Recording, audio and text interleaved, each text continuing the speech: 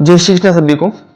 31 अक्टूबर यह भारत के इतिहास में एक तारीख ही नहीं बल्कि उस महान पुरुष का जन्मदिन भी है जिसने टूटे हुए भारत को एकता की डोर में बांधा था। वो थे सरदार वल्लभ भाई पटेल, भारत के लौह पुरुष।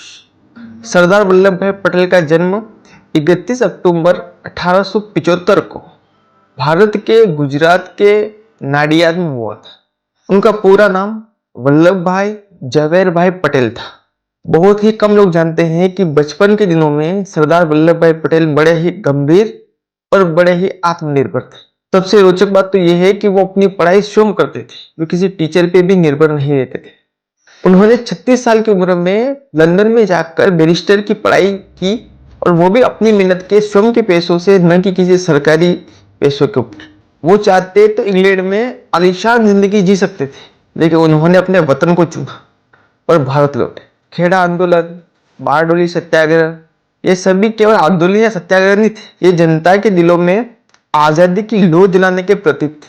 बारडोली में जब पटेल साहब ने सभी लोगों को एकत्रित किया तो सभी लोगों ने उनको नाम दिया सरदार। तब से सरदार वल्लभ भाई पटेल के नाम के आगे सरदार लगाना शुरू कर दिया। लोग उनको प्रेम से सरदार कहते। भाई लौह पुरुष का नाम उनको कैसे मिला? जब भारत आजाद हुआ था तब भारत में 562 रियासत थे। हर रियासत का अपना राजा, अपनी सेना, अपनी मुद्रा, देश टुकड़ों में बटा था। अगर उस समय कोई और होता तो शायद भारत कई देशों में बंट चुका होता, लेकिन सरदार वल्लभ भाई पटेल ने एक एक राज्य को अपनी समझदारी और दृढ़ निश्चय से भारत में मिलाया। राजा महाराजाओं से बात की, कभी समझाया, कभी सख्त, कभी रुख अपनाया, और कई महीनों में पूरा भारत एक हो गया। इसलिए उन्हें India's Bismarck, architect of United India, लौह पुरुष, भारत को एकता के सूत्र में बांधने वाला पुरुष कहा गया है। भारत की आईएएस, आईपीएस जैसी सेवाओं की नींव सरदार पटेल द्वारा ही रखी गई है।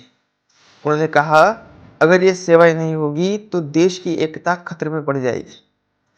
पाकिस्तान के बनने के बाद हैदराबाद और जूनागढ़ जैसी रियासतों को भारत में मिलाने का श्रेय सरदार पटेल को ही जाता है। उन्होंने कभी भी अपनी उपलब्धियों का श्रेय नहीं मांगा। वे हमेशा कहते थे, मेरा नाम इतिहास में रहे या ना रहे, पर मेरा भारत अखंड रहे, यही मेरी जीत।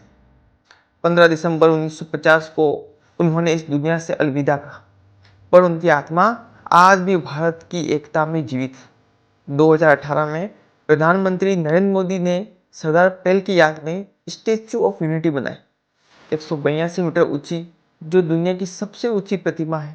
ये मूर्ति सिर्फ लोहे की नहीं, यह भारत की एकता और इच्छा शक्ति की प्रतिमा है।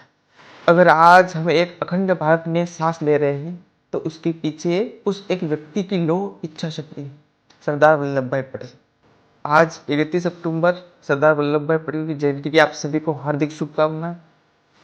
अगर आपको ये वीडियो पसंद आया, इस वीडियो को लाइक करें, शेयर करें, सब्सक्राइब करें, और अन्य किन महत्वपूर्ण विषयों पर आप जानना चाहते हो, जानकारी लेना चाहते हो, तो उसको कमेंट बॉक्स में बताएं ताकि अगला वीडियो आपके टॉपिक पर है। बहुत बहुत धन्यवाद।